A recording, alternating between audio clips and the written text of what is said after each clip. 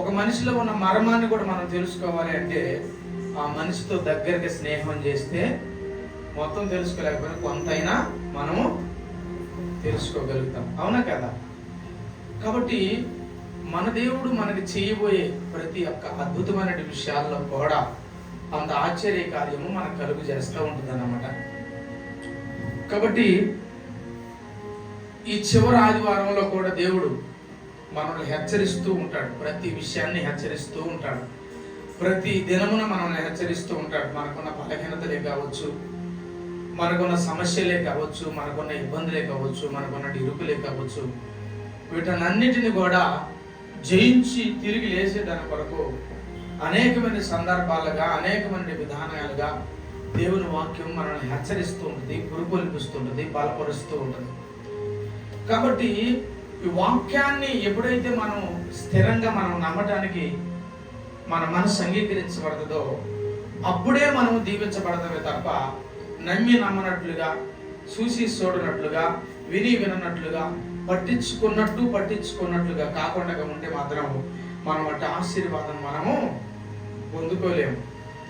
కాబట్టి అందుకే పరిశుద్ధ గ్రంథంలో భక్తుడు ఏమన్నాడంటే, ఒక మాటను చదువుతాము. ఈరోజు వాక్య లేఖనంలో ఆ టైటిల్ కూడా మీరు చూస్తారు ఒకసారి. 1 కొరింథీ 15వ అధ్యాయంలో 33వ వచనంలో ఒక మాట, 33వ వచనంలో ఒక మాట అంటాడు చూడండి. 33వ వచనం, 33.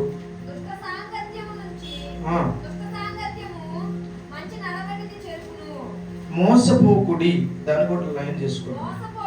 మోసపోకుడి, దుష్ట సాంగత్యము మంచి నడవడికను చెరుపును అని ఇక్కడ భక్తుడు మనతో చెప్తున్నటి మాట అపోస్తలుడైన పౌలు గారు.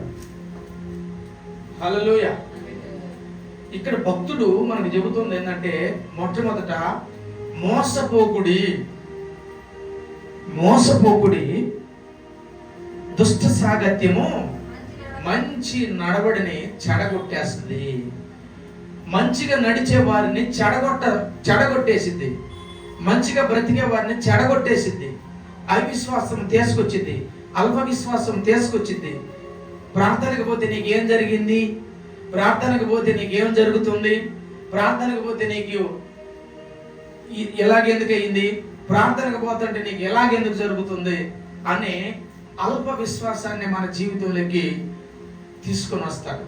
అందుకే సంఘముతో, కొరింథీ సంఘముతో అపోస్తలుడైన పౌలు గారు చెప్తున్నట్టు సంభాషణ, మోసపోవద్దు, దుష్ట సాంగత్యము మంచి నడకని చెడగ కొట్టేసింది.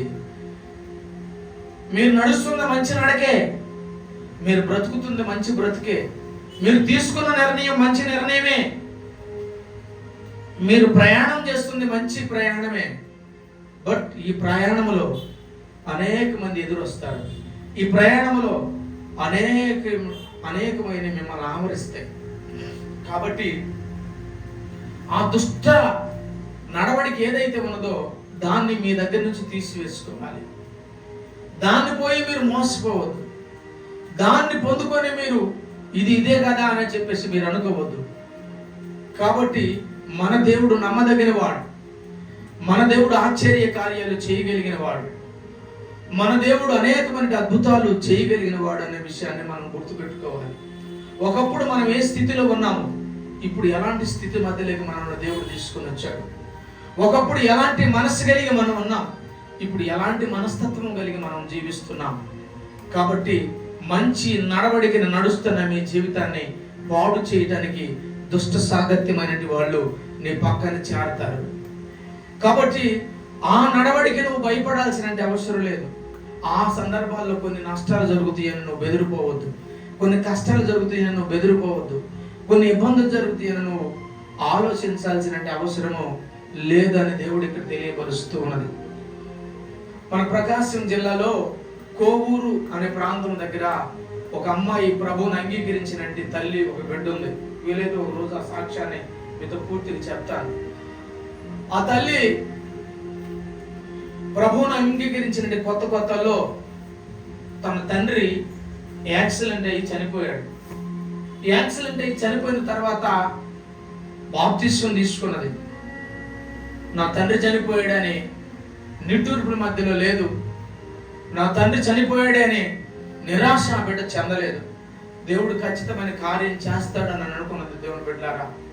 కానీ తన తండ్రి చనిపోయాడు. తన తండ్రి ఎలాంటి వాడంటే తన తల్లిని అనుమానించేవాడు, తన కడుపును పుట్టిన బిడ్డలను కూడా అనుమానించే తండ్రి. అయినప్పుడుకుని తండ్రిలో ఉన్నట్టు మమకారాన్ని ఆ బిడ్డ చూసింది. ప్రభు ప్రేమను తెలుసుకొని బాప్తిస్మం తీసుకున్న తర్వాత తన తండ్రి చనిపోయాడు.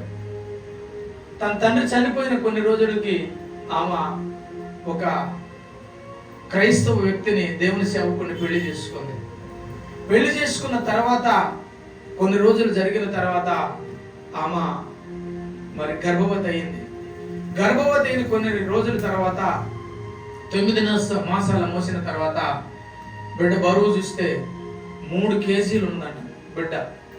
కానీ ఆ బిడ్డ పుట్టిన మరుక్షణమే ఆ బిడ్డ చనిపోయిందంట దేవుని బిడ్డ. ఏం చేయాలో అర్థం కాలేదు. తన భర్త మాత్రం సేవలో ఉన్నాడు, నిరాశతో ఉన్నాడు. ఏంది ప్రభువా ఈ కార్యం నాకు అని. కానీ బాధపడలేదు దేవుని బిడ్డలారా. కానీ అమ్మంటుంది, ఈ కథ జరిగిందంటే దేవుడు ఏదో మేలు చేయబోతున్నాడండి, భయపడబాకు అని చెప్పిందంట భర్తతో. దేవునికి స్తోత్రం. అమ్మా, ఈ మధ్యలో నేను మళ్ళా గర్భవతి అయితే మళ్ళా నీకు ప్రమాదం అయ్యే అవకాశం ఉందని డాక్టర్లు చెప్పారు. 2 సంవత్సరాల దాకా బిడ్డలు మీకు ఉండకుండా ఉంటే మంచిదని చెప్పారు. అయినప్పుడుకునే 2 సంవత్సరాల తర్వాత మళ్ళీ ఆ బిడ్డ గర్భవతి అయింది. మళ్ళీ గర్భవతి అయితే ఆ బిడ్డలో కడుపులో ఉన్నట్టు బిడ్డ 4 కేజీలు ఉన్నాడంట దేవుని బిడ్డ. దేవునికి స్తోత్రం. హల్లెలూయా. కుమారుడు అని చెప్పారంట డాక్టర్. బట్ విషయం ఏమిటో తెలుసా, ఆమె కనటానికి పోయి చెక్ చేయించుకుంటే 2 రోజుల కింద ఆ బిడ్డ చనిపోయాడు అని స్కానింగ్ రిపోర్ట్లో చెప్పారంట. ఈ విశ్వాసం ఎడిపోతుంది, ఈ సేవ ఎడిపోతుంది, ఈ పరిస్థితి ఎడిపోతుంది. అర్థం కాని పరిస్థితి.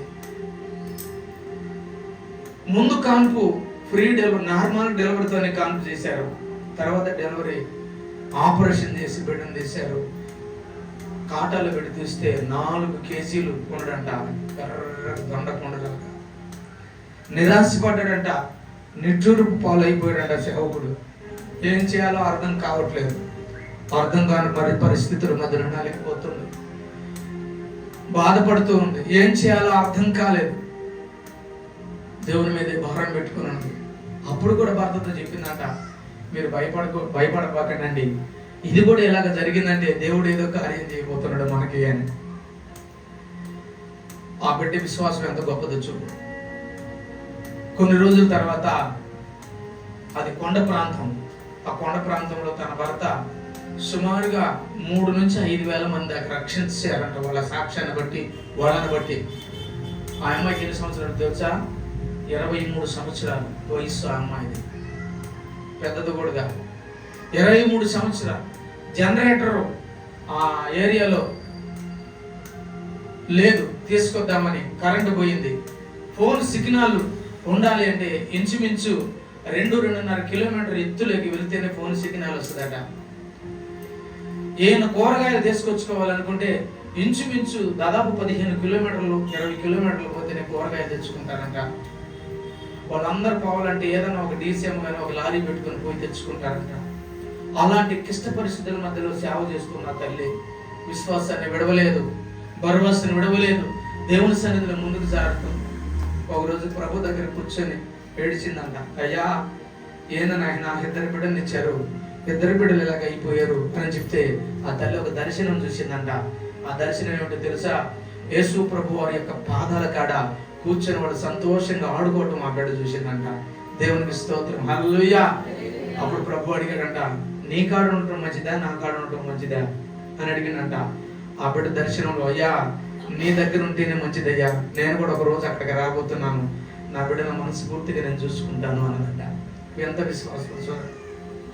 జనరేటర్ పాడైపోతే ఒక ట్రాక్టర్ తీసుకొని 2 పిల్లల్ని తీసుకొని, పిల్లల్ని తీసుకొని వాళ్ళ భర్త ఆ గ్రామానికి వెళ్ళిపోతూ ఉన్నాడు. పెద్ద వర్షం, గాలి వర్షం, వర్షాల మధ్యలో తడిచిపోయారు.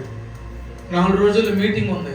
4 రోజుల మీటింగ్ ఉన్న తర్వాత ఆ మీటింగ్కి జనరేటర్ లేకపోతే ఎవరు మాట వినలేరు అని చెప్పేసి ప్రయాసపడి తన భర్త ట్రాక్టర్ని తీసుకుని జనరేటర్ని దొరుకునద్దామని చెప్పేసి వాళ్ళిద్దరు, ఆయన తన భర్త ఇద్దరు పిల్లలు కలిసేసేసి ముందుకు వెళుతూ వస్తుంటే వాగు ఉప్పొంగిందంట, నిమ్మలంగా పోతుందంట. 2 గనులు కిందకి దించాడంట, నిమ్మలంగా పోతుందంట. పోయే కొంది ముందు 2 టైర్లు వేసినాయి అంట, వెనకున్న 2 టైర్లు దిగబడిపోయినాయి అంట.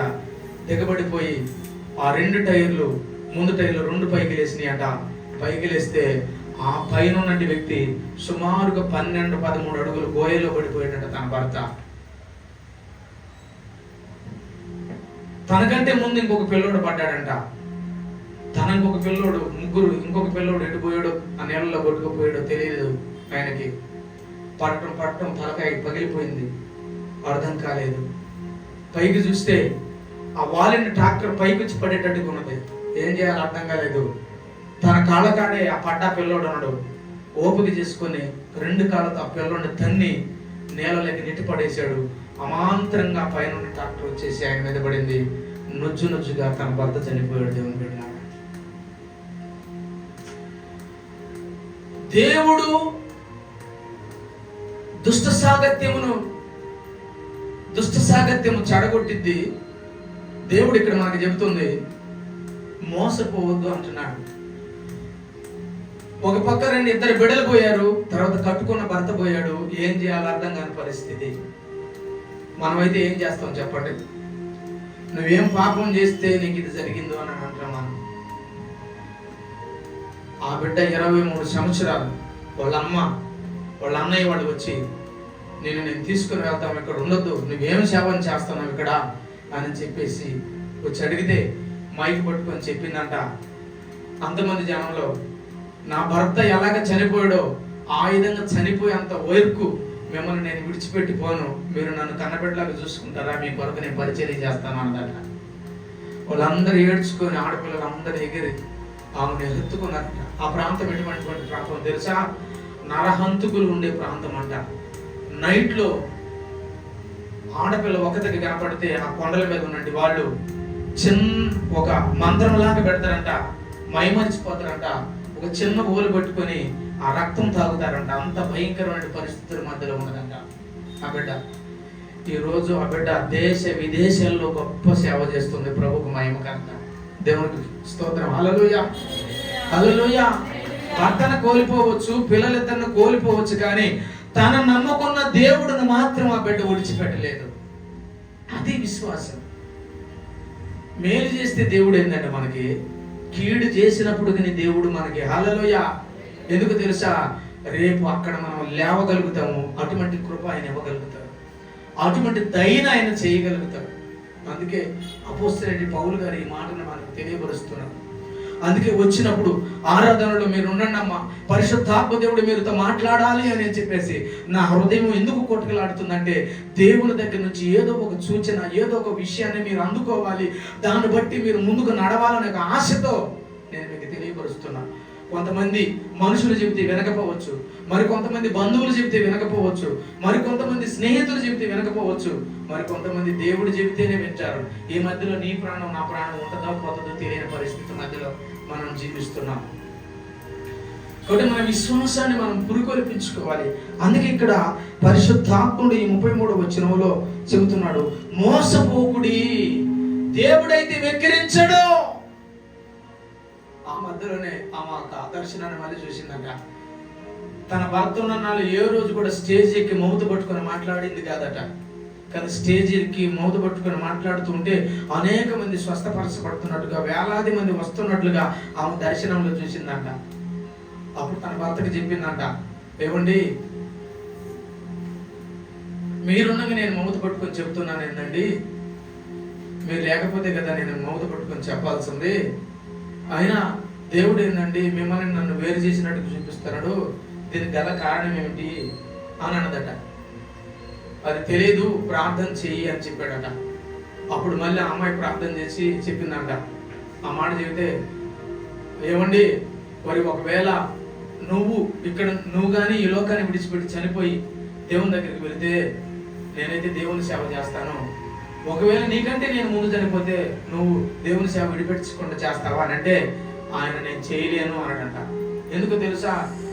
నేను పుట్టి పెరిగిన కాడి నుంచి నా తల్లిదండ్రులు ఇద్దరు చనిపోయారు. నా తల్లిదండ్రుల ప్రేమ నేను చూడలేదు. నేను పెళ్లి చేసుకున్న తర్వాత ఆ ప్రేమ ఏందో నేను తెలుసుకున్నాను. కాబట్టి నువ్వు లేకపోతే నేను మాత్రం ఖచ్చితంగా సేవ చేయలేను సుకునా అని చెప్పినట్టు ఆయన.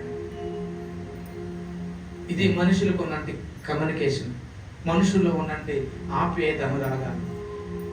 ఆ మనది నేను బ్రతికితే దేవుని కొరకే ఖచ్చితంగా బ్రతుకుతానండి, దేవుడు నాకు అది తెలియపరుస్తున్నాడు అని చెప్పింది. అది చెప్పిన కొన్ని రోజుల తర్వాతనే ఈ విధంగా జరిగింది. ఈ రోజు విమానంలో వెళ్ళి సువార్త చేసి వస్తుంది ఆ తల్లి. 23 సంవత్సరాలే ఆ అమ్మాయికి. ముద్దు ముచ్చటాడటానికి పిల్లలిద్దరు లేదు, భర్తతో కాసేపు సరదాగా మాట్లాడటానికి భర్త లేడు. ఆమంటుంది, మీరే నా పిల్లలు నాకు దేవుడిచ్చిన పిల్లలని సంఘంలో ఆమె సాక్ష్యం చెప్పటం, ప్రకటన చేయటం చేస్తే ఇవాళ వేల మందికి ప్రపంచవ్యాప్తంగా ఆమె తెలియపరిచే విధంగా ఉంది. ఆమె వయసు 23 సంవత్సరాలే. 23.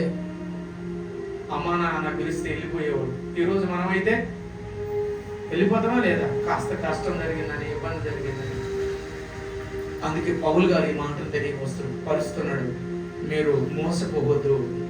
దేవుడు మాత్రం మిమ్మల్ని ఎక్కిరించే పాలు చేయడం మిమ్మల్ని దుష్ట సాగత్యం మంచి నడవడికని చెడగొట్టేస్తుంది. ఆ బిడ్డ నిలబడింది కాబట్టి ఆ కొండ జాతి ప్రజలందరూ, రక్తము తాగే ప్రజలందరూ కూడా ప్రభు పాదాల దగ్గరికి వచ్చారంట. వాళ్ళందరూ ఖర్చు పెట్టుకుని దేశ విదేశాలకు ఆ తల్లిని పంపుతారంట. చెప్పలు కొడతాం. హల్లెలూయా. ఈ తెగింపు నీలో నాలో కలగాలి అని దేవుడి మాట మనకు తెలియపరుస్తుంది. మోసపోవద్దు ఏ విషయంలోనూ. దేవుడైతే ఎక్కిరించడు, ఎక్కిరింత పాలు మనల్ని చేయడు. నువ్వు నమ్ముకున్న దేవుడు సజీవుడు. నువ్వు నమ్ముకున్న దేవుడు నిన్ను అనాథకి విడిచిపెట్టడు. నువ్వు నమ్ముకున్న దేవుడు నిన్ను ఉన్నతమైన స్థానంలో నిలబెట్టగలడు. నువ్వు నిలబడాలి ఆయన కోసం. నువ్వు నిలబడితే దేశ విదేశాలు నిన్ను తిప్పి ఆయన పాదాల కాడ నిలబెట్టుకోగలిగిన సమర్థత కలిగిన దేవుడు మన దేవుడు. హల్లెలూయా. జ్వరం వచ్చిందని, కడుపు నొప్పి వచ్చిందని, బాధ కలిగిందని చిన్న చిన్న వాటికి కూడా ఎగ్గొట్టే వాళ్ళు ఉన్నారు. నీ సన్నిధానంలో ఒక్క దినము గడిపితే 1000 దినాలు శ్రేష్టం. అంటే ఒక్క దినం గడిపితే 1000 దినాల ఆశీర్వాదాన్ని నీకు ఇస్తున్నాడు దేవుడు. ఒక్క దినం నువ్వు రాకపోతే 1000 దినాల ఆశీర్వాదాన్ని నువ్వు పోగొట్టుకుంటున్నావు. ఎలాంటి వాని మధ్యలో మనం ఉంటున్నాం? మన విశ్వాసాన్ని కట్టుకుంటున్నాం, మన జీవితాలను కట్టుకుంటున్నాం, మన బ్రతుకులను కట్టుకుంటున్నాం, మన జీవితాలను దేవుని కొరకు సమర్పించుకుంటున్నాం, మన జీవితాలను దేవుని కొరకు నిలబెట్టుకోగలుగుతున్నాం చెప్పండి. ఈరోజు బైబిల్ పట్టుకొని రావడానికి సిగ్గుపడుతున్నావు. ఈరోజు ప్రైజ్ లాడ్ చెప్పడానికి సిగ్గుపడుతున్నావు. ఈరోజు సంఘంలో పాట పాడడానికి సిగ్గుపడుతున్నావు. ఈరోజు సంఘంలో ప్రేయర్ చేయడానికి సిగ్గుపడుతున్నావు. ఎందుకు నిన్ను నన్ను దేవుడు కాపాడుకుంది? నో, కాదు. నువ్వు మోసపోతున్నావు. నీకంటూ ఒకటి తీసి పెట్టాను. దానితో నువ్వు దీవించబడాలి, దానితో నువ్వు ఆదరించబడాలి, దానితో నువ్వు దీవెనకరంగా ఉండాలి.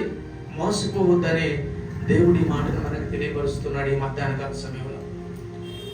ఈ మాటని వింటూ ముందుకు నడుస్తున్న మన జీవితాలు ఆశీర్వాదకరంగా నడిపించగలిగిన సమర్థుడు మన దేవుడు. హల్లెలూయా. ఏ స్థితికైనా నిన్ను తీసుకొని వెళ్ళగలుగుతాడనే మాట సత్యము. ఆ తల్లి నోటిలో నుంచి వచ్చిన మాట, ఈ బిడ్డ నా దగ్గర ఉంటే నాకు ఏదో జరగబోతుంది, దేవుడు నాకు మేలు కొరకే ఇది చేసాడు కానీ కీడు కోసం కాదని 9 మాసాలు మోసి కనిన ఆ తల్లి అంటున్నట్టు మాట. మొన్న ఈ మధ్యలో మన మధ్యలోకి వస్తున్నట్టు రాజేష్ అని ఒక అబ్బాయి సేవ పని చేస్తున్నాడు. ఇక్కడికి కూడా వచ్చాడు. వాళ్ళ మరదలు 9 నెలలకు పుట్టాల్సినట్టు బాబు 8 నెలలకే పుట్టాడు. ఆ అబ్బాయి బ్రతుకుతుడని అనేక మందికి విశ్వాసంతో చెప్పారు. అనేక మంది రక్షణ పొందుతారని. 9 రోజులు 10 రోజులు ఉన్న తర్వాత హాస్పిటల్లో చనిపోయాడు. నాకు ఫోన్ చేసి, నేను నా దేవుడు బ్రతికిస్తాడని చెప్పినట్టు వాళ్ళ మధ్యలో నేను ఏ విధంగా సేవ చేయాలన్నయ్యా, నేను సేవ చేయలేను అని నాకు చెప్పి ఏడ్చిన రోజులు ఉన్నాయి. నాకు మెసేజ్ ఉన్నాయి, కావాలంటే మీకు చూపిస్తాను అయిపోయినాక. నేను ఇదే మాట చెప్పాను, ఏదో అద్భుతం జరగబోతుంది బ్రదర్, ఇది ఇప్పుడు కాదు, దాదాపు 2 నెలలు అవుతుంది అనుకుంటా. ఏదో అద్భుతం జరుగుతుంది బ్రదర్, ఏదో అద్భుతం జరగబోతుంది మీ పట్ల, దయచేసి ప్రార్థన చేయండి అని చెప్పిన నేను. కానీ తన మనస్సు మరి సరిచేసుకున్నాడో లేదో నాకు తెలియదు, కానీ ఆ అబ్బాయి ఫోన్ చేయలేదు, నేను కూడా ఫోన్ చేయలేదు. కానీ నేను నమ్ముతున్నాను, నేనైతే నమ్ముతున్నాను, ఏది చేసినా ఆయన ఉద్దేశము, ఆయన ప్రణాళిక ఏదైతే ఉన్నదో అది జరగటమే న్యాయము. హల్లెలూయా, హల్లెలూయా. కాబట్టి మనల్ని తప్పించే దాని కొరకు ఏదో ఒక సమస్య మన జీవితంలోకి ఎదురవుతూ ఉంటుంది. దాన్ని నువ్వు నేర్చుకుని ముందుకు వెళ్ళాలి. అందుకే ప్రభు ఇక్కడ మనకు తెలియపరుస్తున్న సందర్భం, మోసపోకుడి మీరు. దేవుడైతే మనల్ని ఎక్కిరించడు.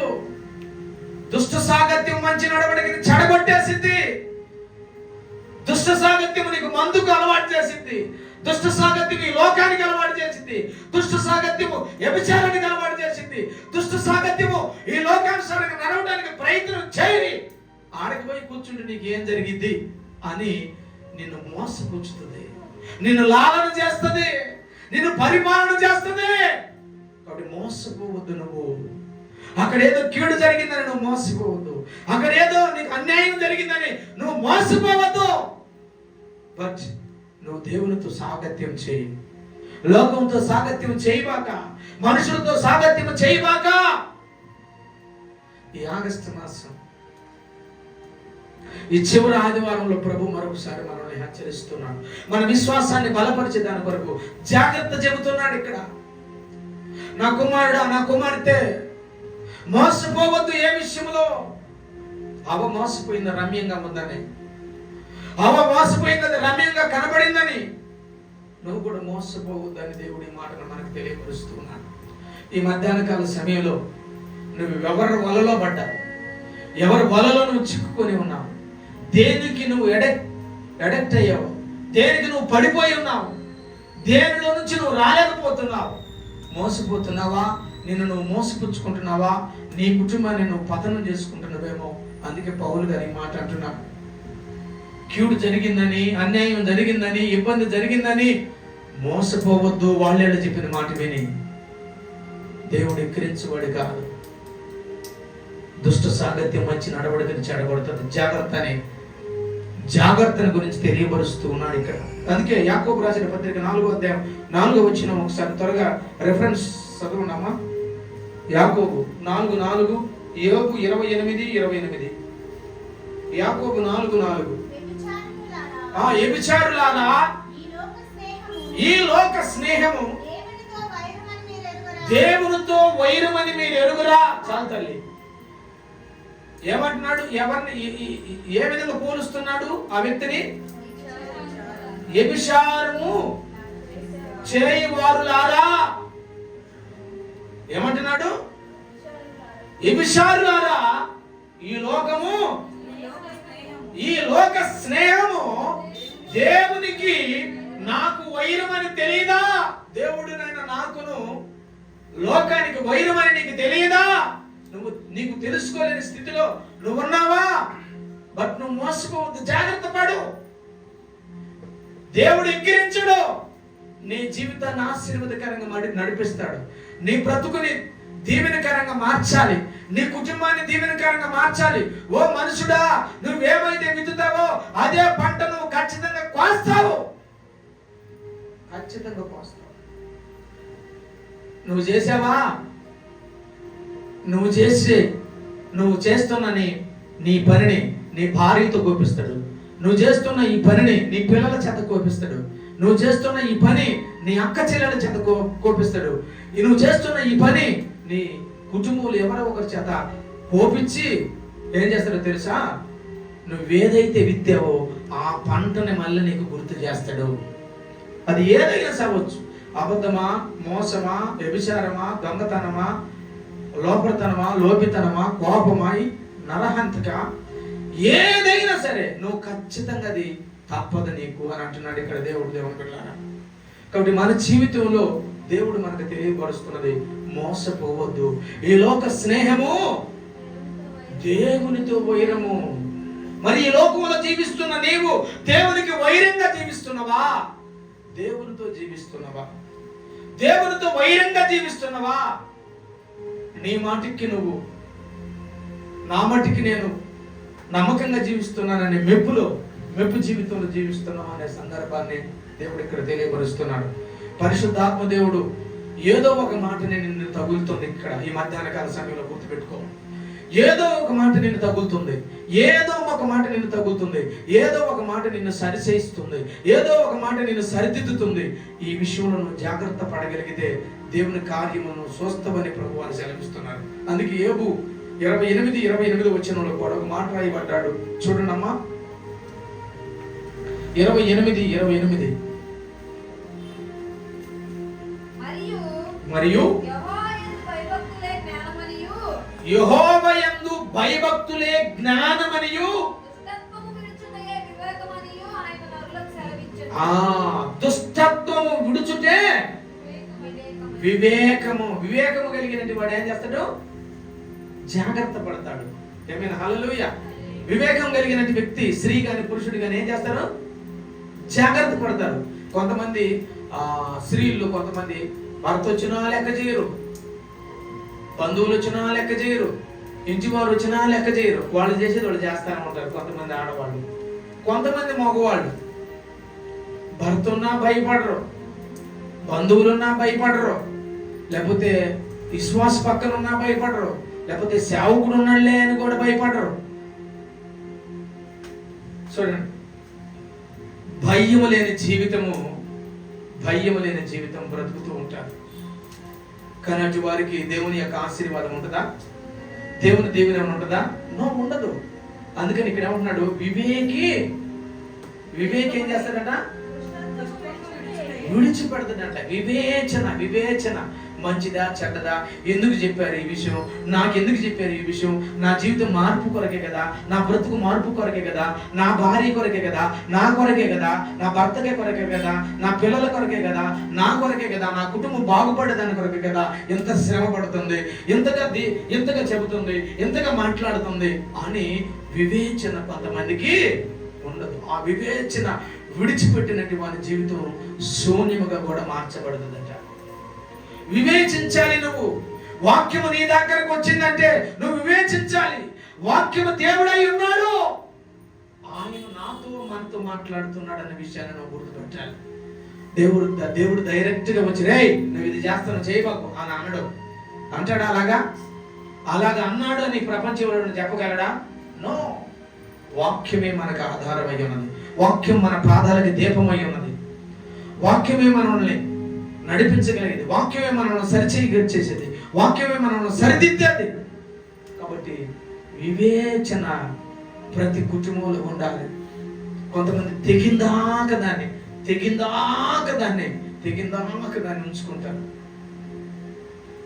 పొరపాటు అయ్యింది, పొరపాటును సరిచేసుకున్నాను, పొరపాటును సరిదిద్దుకున్నాను, ఇక మీదట నేను పాపం చేయనమ్మా నువ్వంటే నాకు ప్రాణం, ఇక మీదట నేను పాపం చేయనయ్యా నువ్వంటే నాకు ఇష్టము, ఇక మీదట మనం బాగుందాం, ఇక మీదట మనం జీవిస్తాం, ఇక మీదట మనం సంతోషంగా ఉందాం అని చెప్పేసి వ్యాపారంలోనైనా, కుటుంబంలోనైనా, సంఘంలోనైనా అన్ని విషయాల్లో అడుగుతున్నా కూడా దాన్ని సాగబీకే వారి దాకా కొంతమంది ఉంటుంటారు. వివేచన ఉండాలి కుటుంబానికి. పట్టు ఇడుపులు ఉండాలి కుటుంబానికి. పట్టు ఇడుపులు, వివేచన అనేది ఉండాలి. వివేచన లేని వాని యొక్క జీవితం అంధకారంగా మారిపోతుంది. బట్ దేవుడు అంటున్నాడు మోసపోవద్దు, జాగ్రత్తగా ఉంటున్నాడు. ఇక్కడ నువ్వు ప్రార్థనలో అడుగు పెట్టావు, బాప్తిస్మము తీసుకున్నావు, ప్రభు శరీరంలో రక్తంలో పాలుభాగస్తులు ఉంటున్నావు, మాటికి నువ్వు తెగ తీసుకుంటున్నావు అని అంటే నెల్లకడ్డి లేని తత్వం మన జీవితంలో పనిచేస్తుందనే భావాన్ని మనం గుర్తించాలి ఎవరైనా సరే. బట్ నువ్వు గుర్తించాలి. అందుకే దేవుడు ఈ మాట చెప్తున్నాడు. మరొక మాట 2 దశలోనికి రాసిన పత్రిక 3వ అధ్యాయము 3వ వచనం. త్వరగా ఇంక 2 రెఫరెన్స్లు ఉండే చదివి నేను ముందుకు వెళ్తాను. 2 దశలోనికి 3:3, సామెతలు 1:10. అయితే ప్రభువు నమ్మదగినవాడు, ఆయన మిమ్మల్ని స్థిరపరిచి దుష్టత్వం అపవిత్రత్వము నుంచి కాపాడుతాడు. దేవుడు ఒక్కడే నమ్మదగిన వాడు. మనుషుడు ఏ రకంగా నమ్మదగిన వాడు కాదు. అవసరాన్ని బట్టి ఊసరవిల్లాగా మారుతాడు మనిషి, స్త్రీ కావచ్చు పురుషుడు కావచ్చు. కానీ దేవుడు మాత్రమే నమ్మదగిన వాడు. అట్టి నమ్మదగిన వాడు నిన్ను స్థిరపరచాలని కోరుకుంటున్నాడు, జాగ్రత్తగా ఉండమని కోరుకుంటున్నాడు. వాళ్ళు పిలిచారని వీళ్ళు పిలిచారని నీ ఆత్మీయ జీవితాన్ని నువ్వు పోగొట్టుకోవద్దు. వాళ్ళు మాట్లాడుతున్నారు, వీళ్ళు మాట్లాడుతున్నారు, ఆమె ప్రార్థనకు పోయేదే కదా, ఏమో ప్రార్థనకు పోయేదే కదా, ఆ అన్న ప్రార్థనకు పోయేవాడే కదా, ఆ అన్న మాట్లాడినప్పుడు నేను ఎందుకు మాట్లాడకూడదు అని అన్నట్టు నీ అవివేకం. నువ్వు జ్ఞానం లేనట్టి వ్యక్తివి, బుద్ధిహీనత కలిగినటువంటి వ్యక్తివి. ఇంకా అలాంటి పరిస్థితుల మధ్యలో నేను నడుస్తూ ఉంటే దేవుడు నిన్ను ఆదరించడు, ఆశీర్వదించడు. అందుకే మోసపోవద్దు. ఇది చిన్నదే కదా అని మోసపోవద్దు. ఇదే కదా, అదే కదా, దానికే దీనికే అన్నట్టుగా నువ్వు మోసపోతే మొత్తానికి నష్టపోయేది నీవు నీ కుటుంబమేనని దేవుడు ఇక్కడ మనకు తెలియపరుస్తున్నాడు. అందుకే జాగ్రత్తను మనకు తెలియపరుస్తున్నాడు.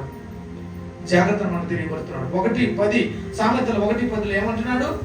1:10 జ్ఞానము కలిగిన కుమారుడు సంతోషపడుస్తాడంట తండ్రిని. బుద్ధి లేని కుమారుడు తన తల్లికి దుఃఖాన్ని పుట్టిస్తాడంట. హల్లెలూయా. జ్ఞానము 10 నేను చెప్పింది సామెతల గ్రంథం 1:10.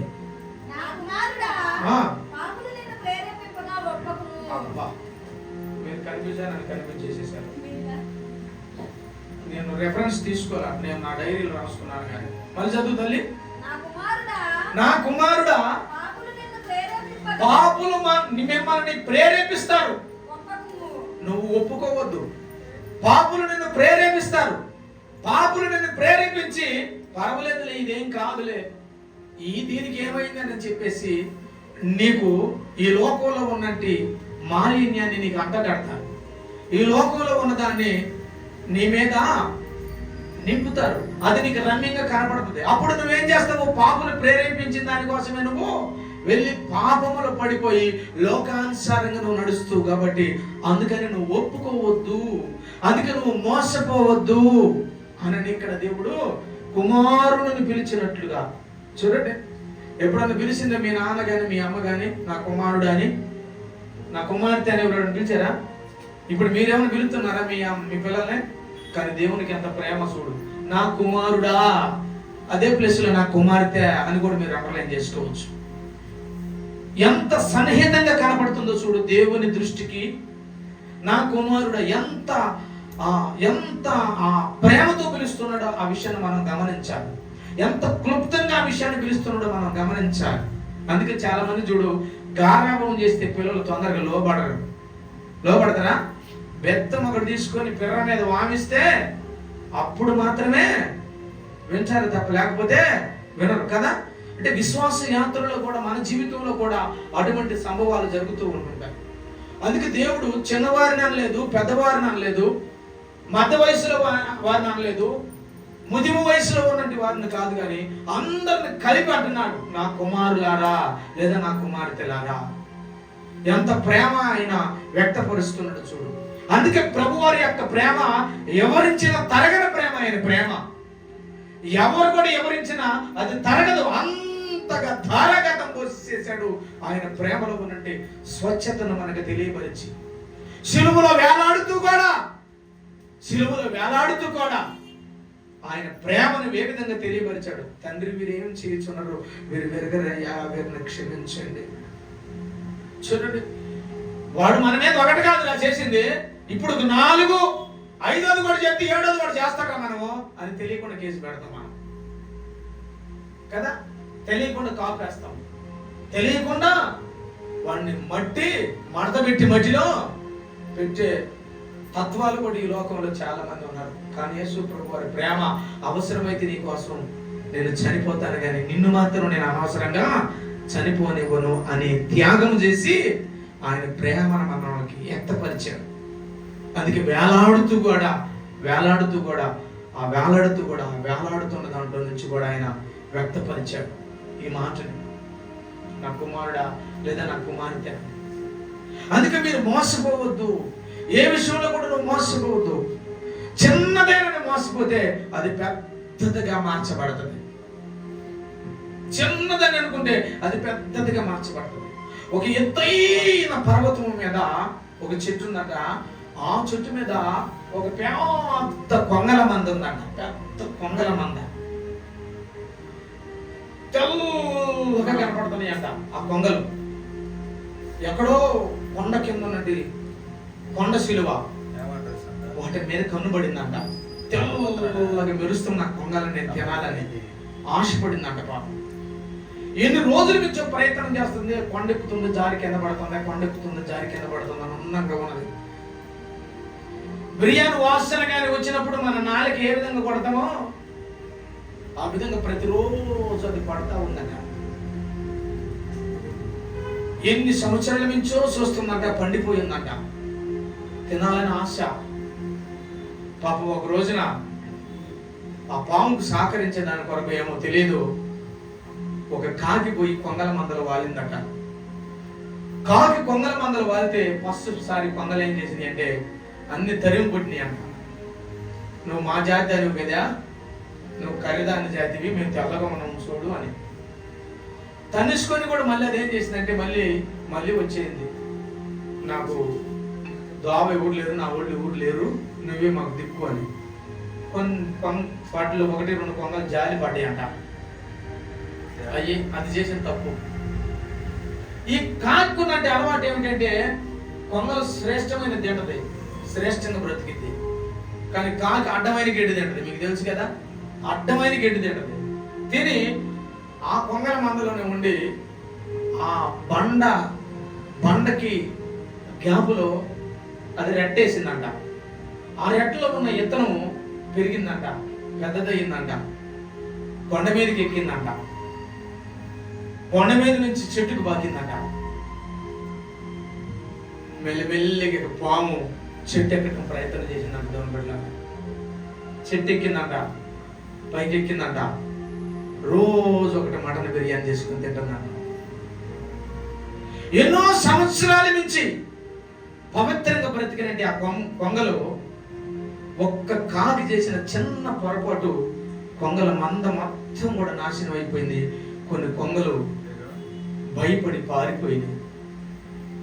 మన జీవితంలో కూడా పాపం అనే చిన్నది ఎప్పుడైతే మన జీవితంలో మొలిసిద్దో, దానికి ఎప్పుడైతే మనం ఓకే అని అంటామో, అది చిన్నదైనా పెద్దదైనా నీ ప్రాణం అది తీసేదాని కొరకేనా అన్న విషయాన్ని నువ్వు గుర్తుపెట్టుకోవాలి. ఏ పాపానికైనా మనం చోటు ఇవ్వద్దు. అందుకే దేవుడు అన్నాడు, నువ్వు మోసపోవద్దు. ఏ విషయంలో నువ్వు మోసపోవద్దు, ఏ విషయంలో నువ్వు మోసపోవద్దు, ఏ సందర్భంలో నువ్వు మోసపోవద్దు.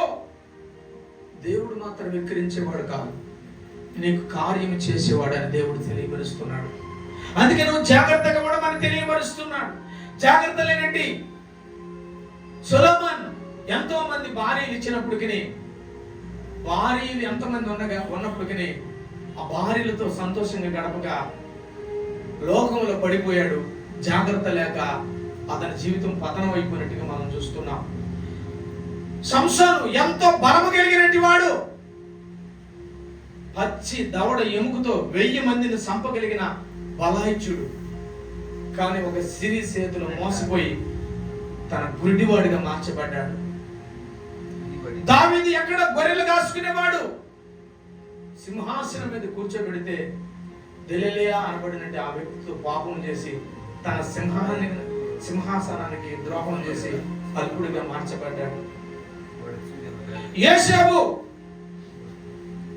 ఐగుప్తులో రాజు భార్య కనబెడితే తన పవిత్రతను కాపాడుకున్నాడు. ఆ దేశానికి ప్రధానమంత్రి అయిపోయాడు. చప్పట్లు కొట్టాడు గట్టిగా. దానియేలు పరిశుద్ధాత్మకు లోబడ్డాడు. సింహాల బోనుల నుంచి అతను బయటికి రావడానికి దేవుడు శక్తినిచ్చాడు. చప్పట్లు కొడదాం గట్టిగా. వాళ్ళు నమ్ముకున్న దేవుడు వారిని ఏమాత్రం కించపరచలేదు. వాళ్ళు నమ్ముకున్న దేవుడు వారిని కాపాడాడు. ఈరోజు చిన్న పాపమే కదా అని ఆ పాపం జోలికి నువ్వు వెళితే ఆ పాపమే మన జీవితాన్ని పతనం చేసే దాని కొరకు సిద్ధపరచబడుతుంది అన్న విషయాన్ని గుర్తుపెట్టుకోవాలి. 2 కొరింథీ 6వ అధ్యాయం 13-14 వచనాన్ని ఒకసారి చదవండి. 2 కొరింథీ 6వ అధ్యాయం 13-14. మీ ఎడల మాకున్న అంతఃకరణమునకు ప్రతిఫలముగా మీరు కూడా మీ హృదయములలో ఏం చేసుకోవాలంట? విశాలపరుచుకునుడి. మీరు నా పిల్లలని.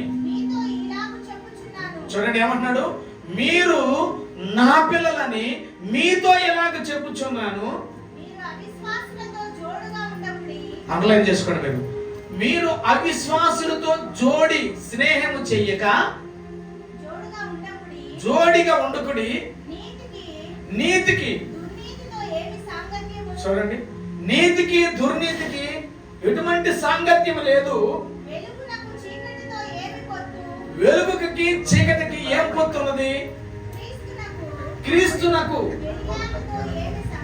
చూడండి, అంటే ఇక్కడ మనకి దేవుడు ఏమని చెప్తున్నాడు? మోసపోవద్దు. అక్కడ నిజమేందో అబద్ధమేందో తెలుసుకోండి. ఈ ఆగస్టు మాసంలో చివరి ఆదివారం లేకొచ్చి మళ్ళా రాబోయే నెలలో కూడా నువ్వు అలాంటి అడుగుతోనే కాలు పెట్టొద్దు. మళ్ళా అదే మనసుతో నువ్వు అడుగు పెట్టొద్దు. దుష్ట సాంగత్యము నిన్ను మోసం చేసింది. మోసపోకుండా జాగ్రత్త పడమని దేవుడు ఇక్కడ చెప్తున్నాడు. కానీ ఇక్కడ ఎవరు మోసపోతున్నారో, ఏ యవనస్తుడు మోసపోతున్నాడో, ఏ యవనరాలు మోసపోతుందో నాకు మాత్రం తెలియదు. దేవుడు నీతో మాట్లాడుతున్న విషయాన్ని నువ్వు కానీ గుండెల్లో పెట్టుకోగలిగితే యేషూకు తప్పించుకున్నట్లుగా నువ్వు తప్పించుకోబోతున్నావు. దానియేలు తప్పించుకున్నట్లుగా నువ్వు తప్పించుకోబోతున్నావు. నీ జీవితంలో వెలుగు ప్రకాశించబోతుంది. 1000 దినాల ఆశీర్వాదంతో నువ్వు నింపబడిపోతున్నావు. అందుకే దేవుడు ఏమన్నాడంటే, మోసే తన ఇల్లంతటిలో కూడా చెప్పండి నమ్మకస్తుడు. ఎలాంటి వాడట? నేను నువ్వే ప్రశ్నించుకో. నేను నీకు నా హృదయ ఆలయంలో నేను నీకు నమ్మకస్తునిగా ఉన్నానా? నాకు చెప్పొద్దు. నీకు నువ్వే ప్రశ్నించుకో. నువ్వే ప్రశ్నించుకో. ఎన్నాళ్ళు నేను ఇలాంటి ప్రశ్నించుకోకుండా నాకు మెరుగైన దాన్ని ఆలోచించుకుంటా నేను వెళ్ళేది. నువ్వే ప్రశ్నించుకో. నా హృదయపూర్వకంగా నా అంతటిలో నేను నీకు నమ్మకంగా ఉన్నానా లేదా? మోసే నమ్మకంగా ఉన్నాడు. మోసే నమ్మకస్తునిగా జీవించాడు. మోసే నమ్మకస్తునిగా బ్రతుకుతూ ఉన్నాడు. అబ్రహాము కూడా నమ్మదగినటి వాడని దేవుడు చెప్తున్నాడు. అబ్రహాము కూడా నమ్మదగినటి వాడిగా జీవిస్తున్నాడు. నమ్మదగినటి వాడు ఈరోజు మనకు ఆయన ఏమై ఉన్నాడు? అబ్రహాం ఏమై ఉన్నాడు? చెప్పండి. అబ్రహాము తండ్రి అయి ఉన్నాడు. మనకి విశ్వాసులకి తండ్రి అయి ఉన్నాడు. ఎందుకు తండ్రి అయి ఉన్నాడు? ఆయన దేవునికి ఆయన నమ్మకంగా ఉన్నాడు. కాబట్టి మీరు మోసపోవద్దు. దేవుడు ఖచ్చితమైన మార్గంలో మిమ్మల్ని నడిపిస్తాడు. మరొక రెఫరెన్స్ నేను చదివి ముగిస్తాను. యోబు గ్రంథము 20వ అధ్యాయం 4-5 వచనాలు చదువు, నేను ముగిస్తాను. దుష్టులకు విజయము కొద్ది కాలమే అగును. అబ్బా, దుష్టులకి సంతోషము ఒక్క నిమిషం మాత్రమే ఉండదంట. అందుకే కీర్తనలో మొట్టమొదటి అధ్యాయంలో ఆయన అంటాడు, దుష్టుడు ఆలోచన చొప్పున నడవక, పాపుల మార్గమున నిలవక, అపహాసులు కూర్చున్న చోట కూర్చోనక, యెహోవా ధర్మశాస్త్రం యందు ఆనందించుచు దేవరాత్రులు ధ్యానించువాడు ధన్యుడు. అతడి నీటి కాలువను వేరును నాటబడినదై ఆకువాడక తన కాలం ముందు ఫలమిచ్చే చెట్టు వలె ఉంటారు అంటాడు. అతను చేసిందంతా కూడా వ్యర్థమైపోద్ది అని చెప్పాడు కదా. అందుకే ఏమన్నాడు? ముందు చదివిన రెఫరెన్స్ ఏంది మీరు? యోబు గ్రంథంలో దుష్టులకు విజయము కొద్ది కాలమే, భక్తిహీనులకు సంతోషము ఒక్క నిమిషము మాత్రమే ఉండదంట. ఒక్క నిమిషమే. ఆ సందర్భంలో తృప్తి. ఆ తర్వాత మనం ఏం చేసేవరా, ఎంత పాపం చేసేవేంద్రా అని అనుకుంటాం. అందుకే నువ్వు చేసినంత సఫలం కావాలి అంటే దుష్టుడు నడిచిన మార్గంలో నువ్వు నడవకూడదు. హల్లెలూయా. అందుకని మన దేవుడు ఏమంటున్నాడు, జాగ్రత్త పడమంటున్నాడు. ఇది టైటిల్, జాగ్రత్త. జాగ్రత్త జాగ్రత్త నేను సంసోను ఏమైపోయాడు, జాగ్రత్త లేని సొలొమోను ఏమైపోయాడు, జాగ్రత్త లేని దావీదు ఏమైపోయాడు, జాగ్రత్త కలిగిన యోసేపు ఏమయ్యాడు, జాగ్రత్త కలిగిన దానియేలు ఏమయ్యాడు. దానియేలు లిస్టులో, యోసేపు లిస్టులో నువ్వు ఉండాలని ప్రభు కోరుకుంటున్నాడు. నీవు ఫలమిచ్చే వ్యక్తిగా నువ్వు ఉండాలి. హల్లెలూయా. నువ్వు చేసిన దానిలో ఏమైపోవాలి, సఫలపరచబడాలి. హల్లెలూయా. అది ప్రార్థన అయినా, వ్యాపారమేనైనా, పనే అయినా, ఇంకా దేవునితో కలిసి నువ్వు ఏది చేసినా అదేమైపోవాలి, సఫలపరచబడాలి. హల్లెలూయా. కాబట్టి నా దేవుడు మిమ్మల్ని సఫలపరచును గాక. మీరు మాత్రం మోసపోకుండా ప్రభు చిత్తాన్ని నెరవేర్చుదురు గాక. ఈ మాటలు దేవుడు దీవించి తన ఎన్నికల్లో ముందుకు నడిపించును గాక. హల్లెలూయా.